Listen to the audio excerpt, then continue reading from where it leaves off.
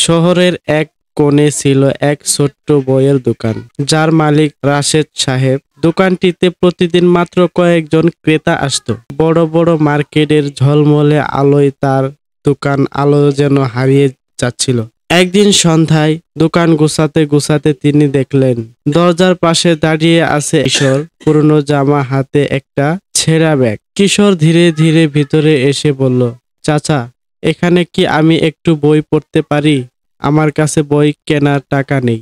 রাশেদ সাহেব হাসলেন, বলল, যত খুশি পড়তে পারো, তবে একটা শর্ত আছে। তুমি প্রতিদিন অন্তত এক পৃষ্ঠা পড়বে, আর যেটা শিখবে সেটা লিখে রাখবে। দিন কেটে গেল। কিশোর প্রতিদিন আসলো, পড়লো, লিখলো। ধীরে ধীরে সে শুধু পড়ার আনন্দেই খুঁজে পেল না, নিজের জীবনের দিক খুঁজে পেল। সে শিখল ধৈর্য, পরিশ্রম আর আশা কিভাবে মানুষের ভাগ্য বদলে দিতে পারে। 5 বছর পর শহরের একটি বড় কনফারেন্স হলে বক্তা হিসেবে দাঁড়িয়েছিল সেই কিশোর যুবক।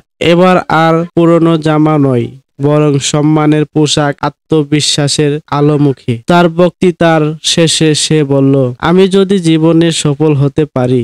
তার শুরু হয়েছিল এক ছোট্ট বইয়ের দোকান থেকে, যেখানে একজন মানুষ আমাকে বিনামূল্যে আলো দেখতে শিখিয়েছিল।